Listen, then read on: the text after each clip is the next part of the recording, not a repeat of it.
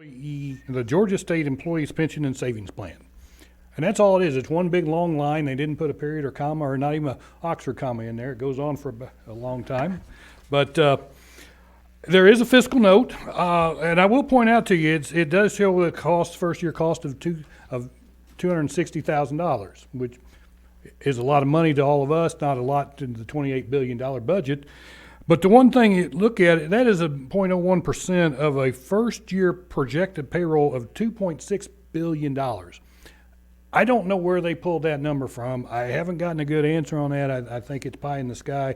I don't see enough people moving that even are eligible. I mean, that must have taken everybody they could find on the books that's eligible to do this and took all their pay together and doubled it or something, because $2.6 billion in the first year payroll would take an awful lot of people in the employee retirement system to get to that amount. But even with that being said, it's not a large number to deal with in the fiscal note at $260,000. So it's pretty simple, straightforward bill. If I'll answer any questions if there are any. If not, I'd certainly appreciate your favorable consideration. Anyone on the committee have a question for Representative Kirby? Come on, somebody's got to have a question. We can't let him off this easy. All right. Number 12. Thank you, Mr. Chairman. As you were talking, I was just kind of going through a real life scenario of what this would look like. So one of our former colleagues, either Amy Carter or Jay Roberts, was in the legislature for some time and had contributed to the legislative retirement system. And I think former Representative Carter works for the state today. Do you know, so she could transfer that, in that scenario, she could transfer that retirement over into the employee if she's under the employee retirement? Has to have 2 years of membership in that Georgia State Employees Pension and Savings Plan. All right, so she'd have to have it 2 years in there before she could move the LRS money. If she signed up for LRS when she first got elected, and if she signed up for this plan, and vice versa, if someone with the state decides to run for office, and then when they get out, they may want to move it back. I got you. Thank you. Number 9. So is that 2 years that you're talking about in addition to the number of years it took to be vested? Well, they'd have to have 2 years in the Georgia State Employees Pension and Savings Plan before they could move the money. It doesn't change the vesting requirements. Just like the LRS, there's 8 years to be fully vested. If you were to leave the LRS before you were become vested, you'd have the option of getting your contributions back, but you wouldn't be able to continue on and get them at retirement time as a typical pension plan would say. So if you're not vested, when it's all said and done, even whether you put them together or not, it wouldn't matter. Certainly. Did I confuse you with my answer? Well, that's You- not hard to do, but yes, you did. I'm sorry. So, in order to do this, you'd have to be vested, is my question. No, No. not yet. No. But before you would get like any other plan, before you got the benefit, you'd have to vest into the plan. But you could be 2 years into state employment, you had four years in LRS, you move those 4 years over, you still got to vest on the employee the pension and state plan before you could get a payout when you retire. It doesn't change the vesting requirements. Somebody could serve one term and then go to work for the state and take what's in there for that one term. Yes. Thank you. Any other questions? I have one. I looked through all the audit reports and stuff. Do these two retirements, if they move from one to the other, are they dollar for dollar? They are not. They're not.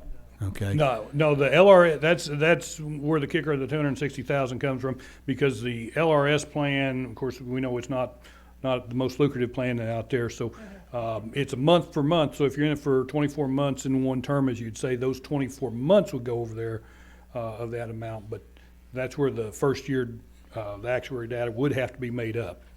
I just don't think it's $2.6 billion in that first year payroll. So if they're not dollar for dollar, and, Mr. Popman, could you, shed a little light on this as to what it would be?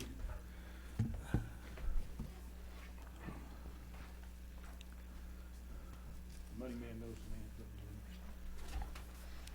Go ahead. So if I put my name on the sign-up list and put a line through it, does that mean I don't have to speak? No. We're always looking for your words of wisdom. You always help us out a lot. Thank you. So if I can address the 2.6 billion first, that's the approximate active member payroll for ERS.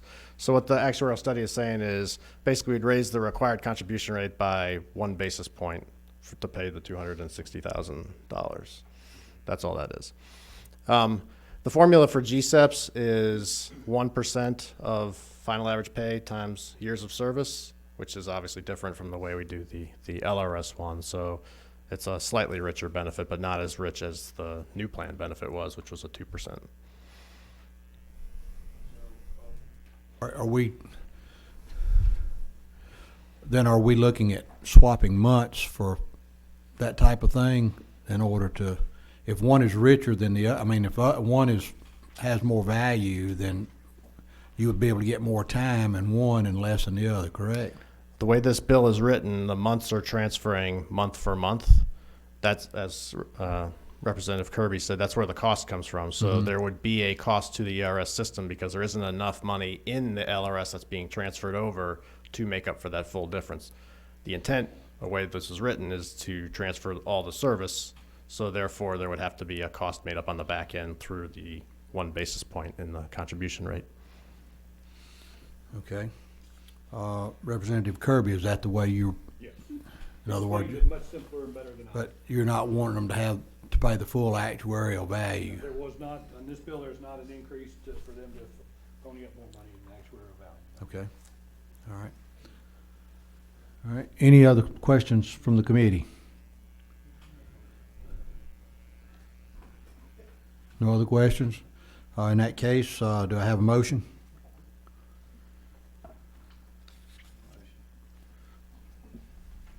Motion to pass. All right.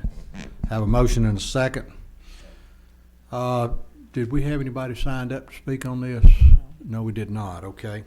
So in that case, we are ready to vote. All those that are in favor of passage of House Bill 721, if you would raise your right hand.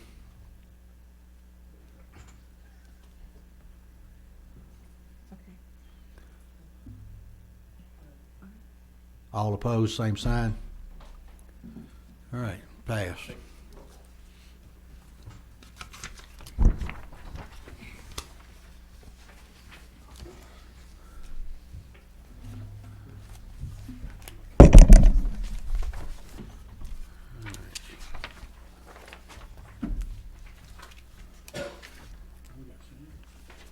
Okay, Senator Black.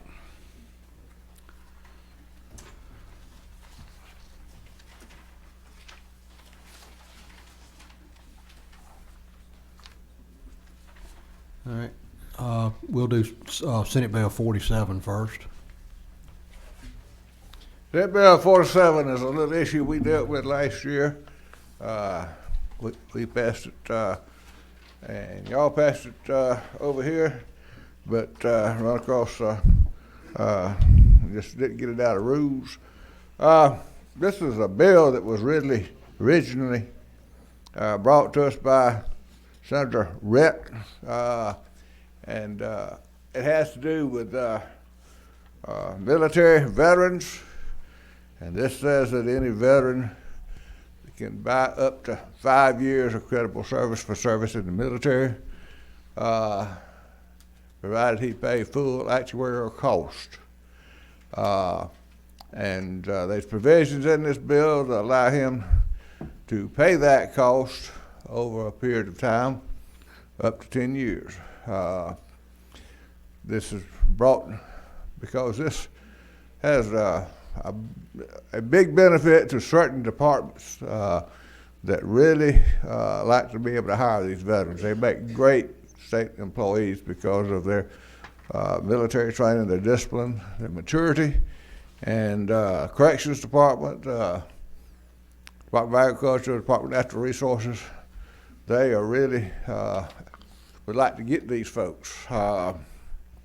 And these veterans, it's important that they have that buy-in provision, that it be financed, because when the guy has served maybe 8 years in the military, and he comes out and wants to buy 5 years of credible service, I mean, this would be a real recruiting tool, because he's getting to the age he begin to value a retirement plan.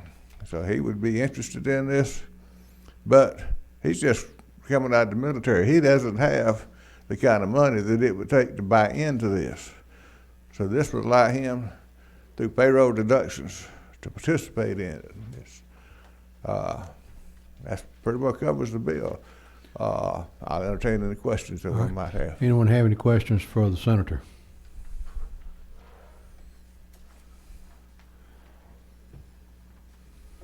You said they could take up to how long to pay it? Up to 120 months. 120 months, okay. All right.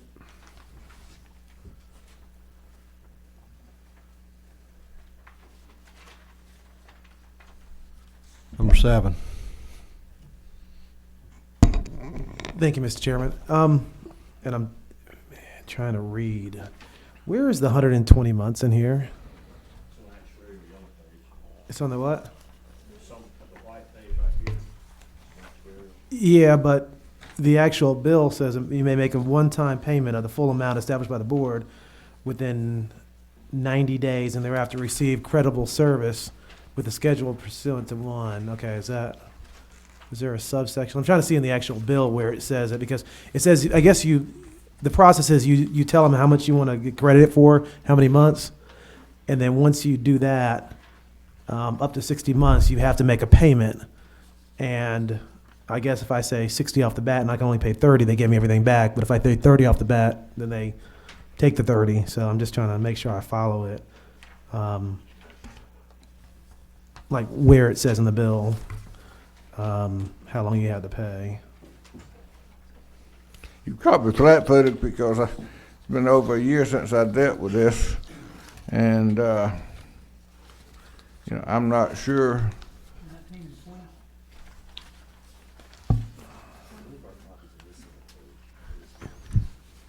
20?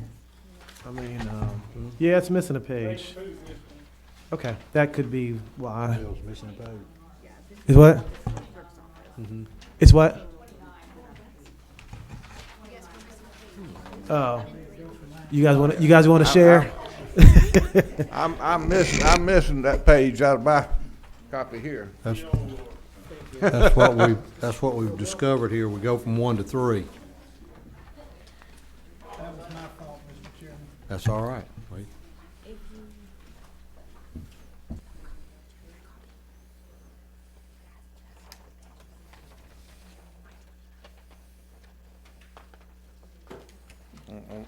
On page 29, on line 29, on page, or whatever, I've got a short version here. It's where it starts, and it goes through about a paragraph there describing that. That language must be before that. We go from 25 to 63, so we're missing all those lines. But in the explanation from the alternate accounts, it does say that under the provisions of this bill, members who wish to obtain such credible service would be authorized to make a one-time payment or have equal payments deducted from his or her earnable compensation over a specified period of time exceed 120 months. So they have up to 120 months to pay this, according to the auditor, and I don't think he would have put that in there if it hadn't been in the bill. Does anybody? There you go, Mr. As long Chairman. as somebody has it, that's. It goes, I think the board sets a timeline, and it's up to the board how long they want to give you. Lines 28, 29. It says a member may elect to make equal monthly payments to be deducted from such member's earnable compensation over a period of 12, 24, 36, 48, 60, or 120 months to be paid according to a schedule established by the Board of Trustees, so they have up to 120 months to do this. Does anyone else have a question for Senator Black? All right, in that case, I'll entertain a motion. I have a motion do pass. I have a second. Was anyone signed up to speak on that one, on this one? Okay. All right, we have no one that wants to speak on it, so we have a motion and a second. All those in favor of passage of Senate Bill 47, you would raise your right hand.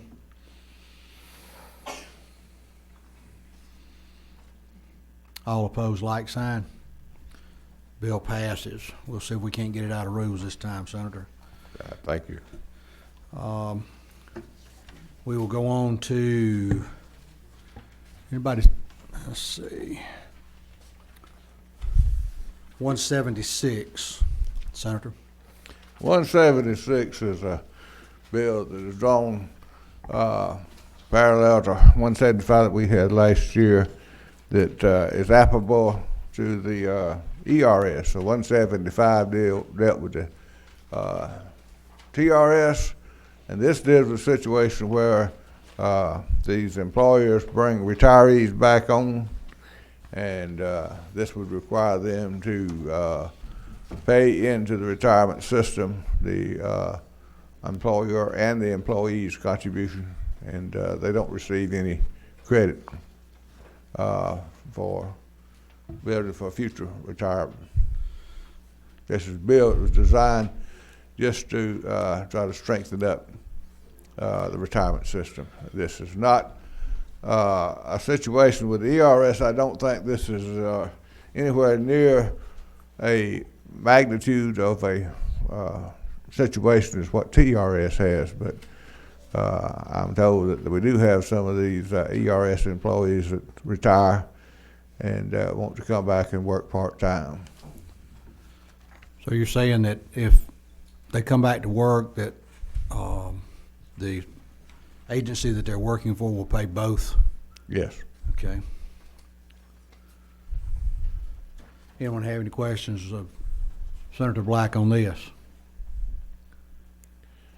I might add that one of the things that this addresses the situation is if these departments can get these retirees to come back on and work, it's a real bonanza for that local government, because that local entity, because these people are no longer having to contribute to the health benefits as well. That's covered by the public safety. So this is still a financial advantage for the employer, because they're not having to pay the health care cost. And this will just strengthen up the retirement system a little bit. Just a little small step. Anyone have any question for Senator Black? Is there anyone signed up for this one? Okay. All right. Audience is being mighty quiet today. Since there are no questions, I'll entertain a motion. Move do pass. Do I have a second? Have a second. We have no one else that signed up to speak, so we'll go ahead and vote. All those that are in favor of the passage of Senate Bill 176, if you would raise your right hand.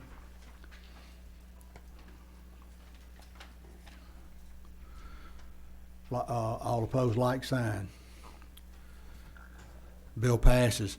For the senators that are in here, if your bill passes, you need to go by the House Rules Office and get the form to fill out, because it will not make it to the consideration calendar unless that form is filled out. So, Senator Ligman. This is Senate Bill 26. Thank you, Mr. Chairman and members of the committee. This bill actually had passed out of the committee 2 years ago, but it didn't make it out of the House rules. And what the bill does, it allows a member who was a member of the Georgia Defined Contribution Plan to become a member of the employees' retirement system if he'll pay the actual actuarial cost into that plan. It allows payments to be made on a one-time basis, or you could actually make the payments over time from 12 to 120 months, the various increments where that could occur. And that's the essence of the bill. I'll be glad to answer any questions. Anyone have any questions for the senator? Senator, I have one. Is there a large number of people that this would? I don't think it's extremely large. I think there were some members that there were I guess, full-time, part-time employees that work with the DNR that would like to see this occur, and it's going to allow them. I mean, they're working full-time now, and they'd like to be able to buy into the system for the time that they worked under the other plan. Okay, so they're giving credit for the part-time service, correct? Yes, sir. They're given credit, but they have to Have to pay for They it. have to transfer what's in their plan now to the system, and if there's any shortage, then they have to make that up and pay the full actuarial cost. Okay. So it's not to be a cost to the state. All right, so it is paying the actuarial cost? Yes, All sir. right, good. Number 12. Thank you, Mr. Chairman. Mr. Chairman, is this a hearing only, or we're gonna take a vote on it? We're going to take a vote on it. All right, well, I don't know if any of y'all have sat in front of some of these Senate committees, but we can't let him off too easy. They are brutal. Oh, But, come this- on now. You mentioned DNR, so this doesn't have any effect on Satilla Preserve, does it? Not on the Satilla Preserve, they're not work for the state, Because I but spent a little time down there a few months ago, and the only thing they don't have there is game wardens and the DNR working. But, no, I just wanted to poke you a little bit. Thank you. thank you. Number 7. Thank you, Mr. Chairman. Would the gentleman kind of describe what it's like to put a bill in front of the Senate back there? You know, us in the minority party here we don't go. get to see y'all very often, so I appreciate you being here, but thank you, sir. It's as smooth as silk over in the Senate. Love to see you one day. So, All right. Anyone else have a question for the senator? All right, number 13. Is this gonna have any effect on our defined contribution plan? I can't find anything in the notes on that. I don't. We got the think so. guy. Yeah. You got a guy, I can tell Yeah. you. We got a guy. We know a guy. Kinda like Pawn Stars, you know, you got a guy. Step out of the way and let him speak.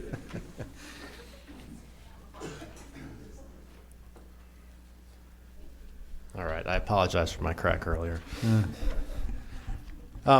The Georgia Defined Contribution Plan, for the most part, what we do is we simply that's set up as an individual account plan. So we basically are just refunding people's contributions plus any interest that they've earned. So it's sort of there isn't really a concept of unfunded liability in that plan. Anyone else have a question for either of the two gentlemen? Is there anyone signed up to speak on this? No. Okay. All right, in that case, I'll entertain a motion. Move to pass. Have a Go to the committee. have a do pass. Second. Have a second. Any other comments or questions? In that case, we'll vote on it. All those in favor of passage of Senate Bill 26, if you would raise your right hand.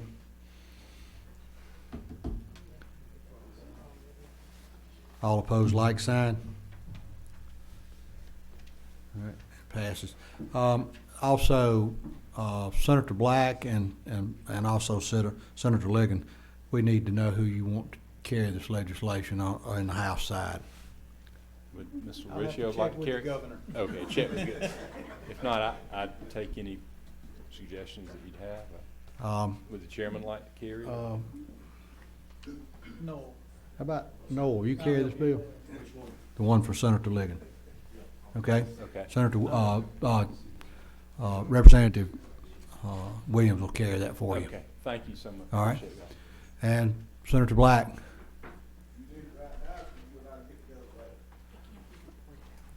I can't report it out until we, so if you want to wait till a little bit later, that's fine. We just can't report it out. So which do you want to do? I would like to have someone who's interested in Tom, you being ready to carry? Representative Kirby will carry it for you. All right. You want to carry both of them or just one of them? Huh? I just don't have short memories when we come over there in a few weeks. I got. We're going to be over there this week. Well, this week. Yeah. He said he'd carry both of them for you, Senator. All right. Thank y'all. All right.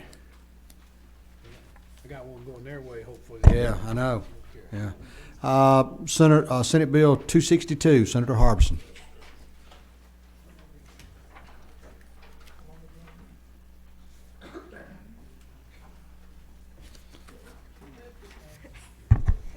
Thank you, Mr. Chairman, members of the committee. I appreciate you entertaining Senate Bill 62.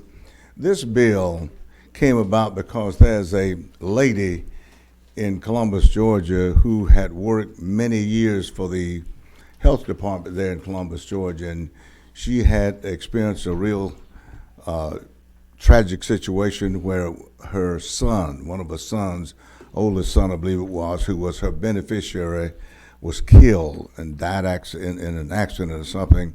And she had been trying for years and years and years, she said, to get her surviving son designated as the surviving beneficiary involved. And apparently based on what the employee retirement system rules were at that time, policies were, she couldn't get it done. And myself and Senator from the 29th tried in vain and talked to the people in trying to accommodate her, and this is the best we could come up with. And unfortunately, it does not really address her situation, but what it does is address the situation going forward looking for anybody else who would be unfortunate enough to find themselves in that situation. And this really what this tries to do. And Mrs. Overby, real nice lady, she just really just got caught out there in the rules, so to speak, and this is the best we could do. Man, Senator from the 29th, and I want to acknowledge him in that because he worked on it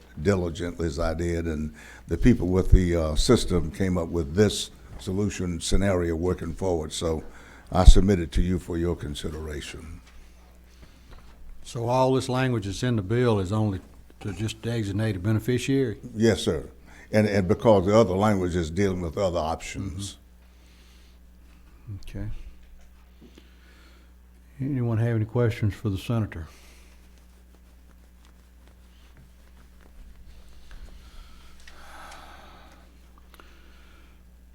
Mr. Potman, could I ask you a question?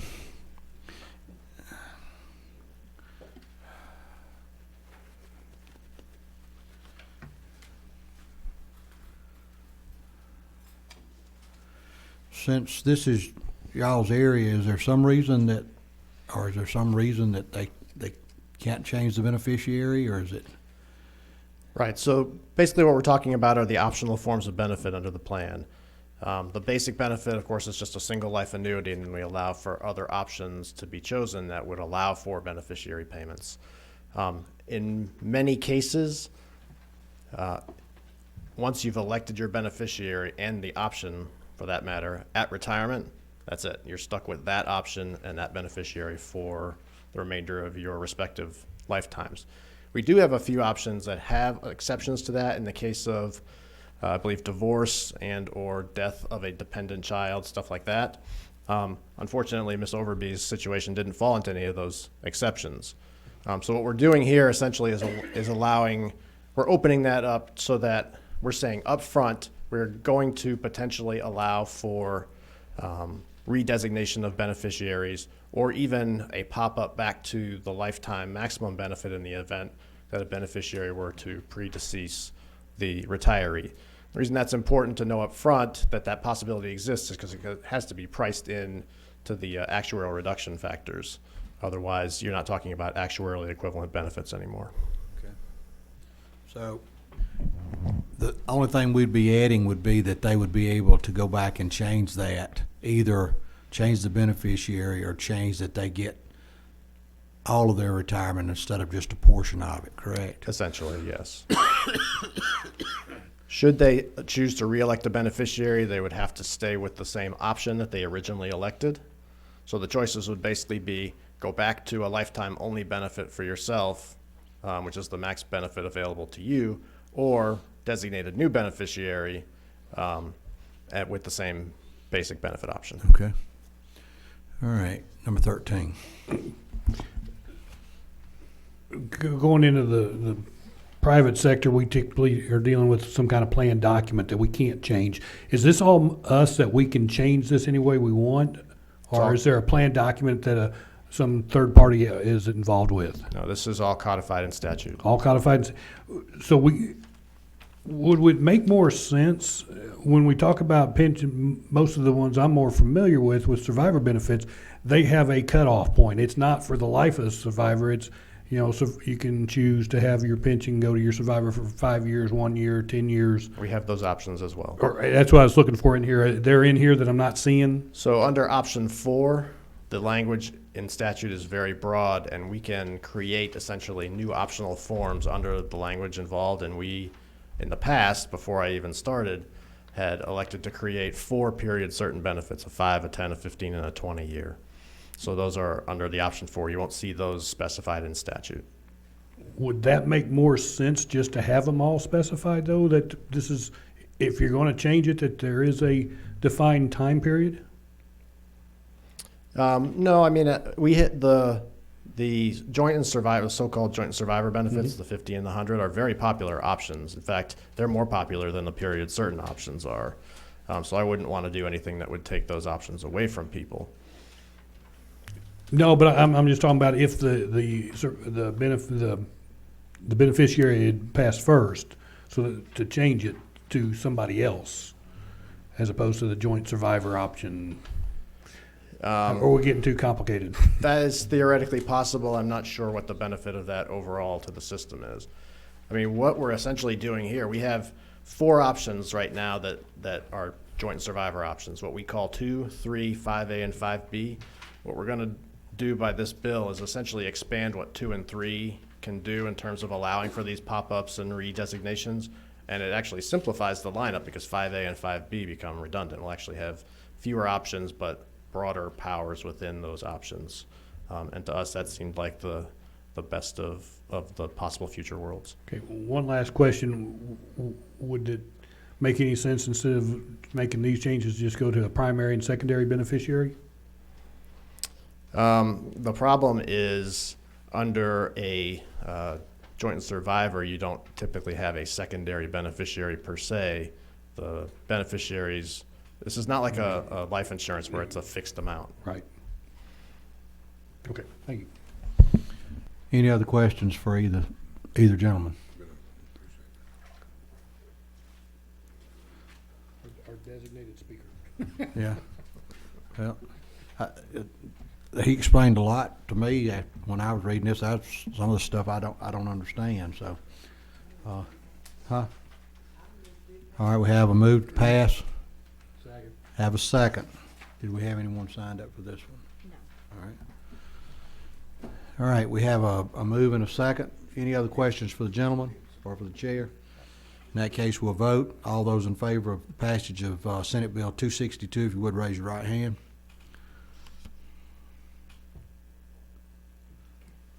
All opposed, like sign. All right, congratulations. Thank you, Mr. Chairman. You need to go by the Senate Rules Office, the House Rules Office, and get the form to fill out. Yes, sir. Thank you. You have someone that you would like to carry? All right. All right, we're not quite finished. The other day I put off hearing Bill 336, and so we're going to for a few minutes hear from Representative Blackman on 336. Not 7:15.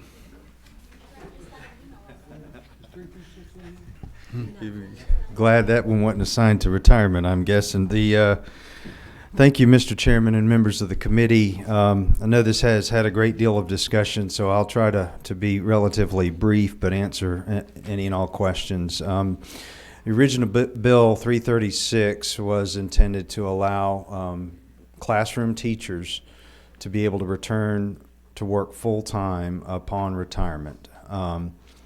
And I think we've been through several iterations. There was thankfully the committee, appreciates you sending that as for an actuarial study. There was a impact to TRS upwards of around $49 million.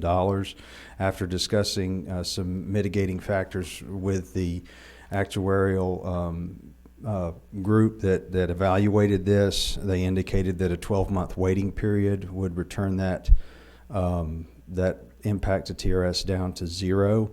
I think further allaying any concerns that might have come up, it was requested that we consider a sunset in 2025, and then at the same time, other suggestions by fellow members and people that looked at this from a fiscal perspective asked if we would consider amending the bill to start at the three highest needs and the three highest only, but to do that in a geographical manner, which would apply by RISA, by each RISA district.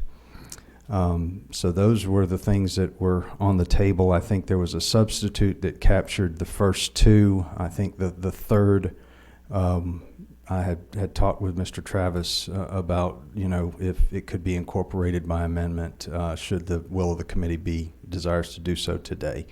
But Mr. Chairman, that's the intent of the bill is to allow, teachers that we need in certain places and that we would like to see remain in the classroom do so and retire, and rather than retiring and leaving the system. All right. Does anyone have any questions for Chairman Blackman? All right. So I want to get this correct. It would be the top three in each RISA district. Measured according to the high needs category as mentioned previously. Okay. So the STEM is out. Unless it falls in the top three. Top three, okay. And is the sunset, you're still proposing to keep the sunset? June 30, 2025, yes, sir. Okay. On the sunset, and I know that was one of the suggestions I made, but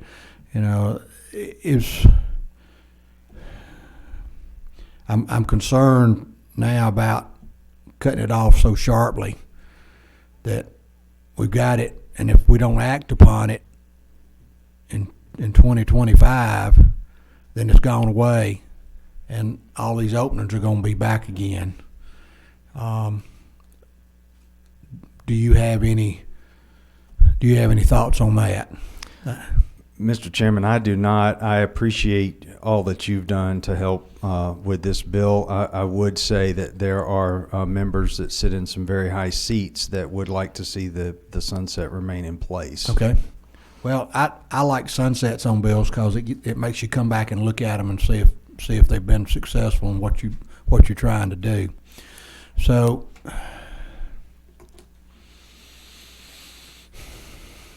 Since we do not have a copy of the sub,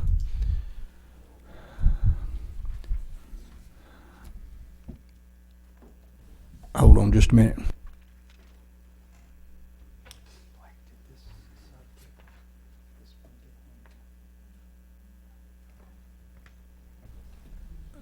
Legislative.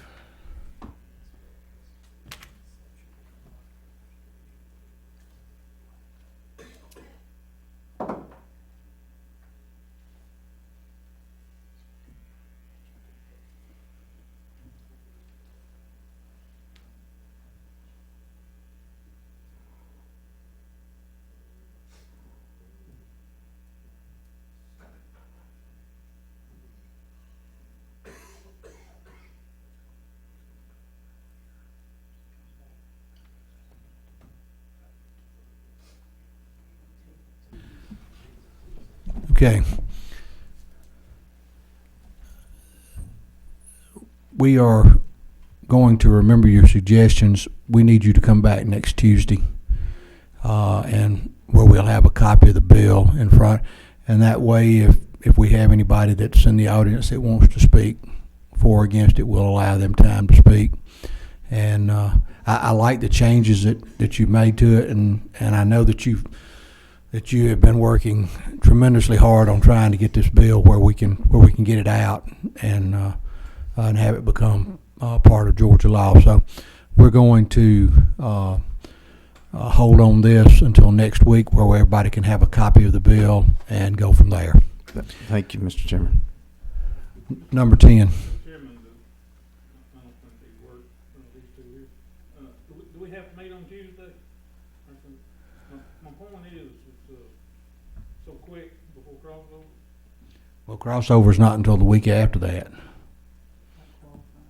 I understand, okay. I just thought we could move it up to Monday on the bill he's been waiting for. Well, when I move it to another day, it's going to conflict more than it conflicts now. And so, thank you for your suggestion, though. All right, so that's what we're going to do. We're going to come back next Monday. Right now, that'll be the only bill that we have next week, unless the Senate passes any further bills. And so that will be it. And appreciate you coming to present that to us. So with that, we're adjourned.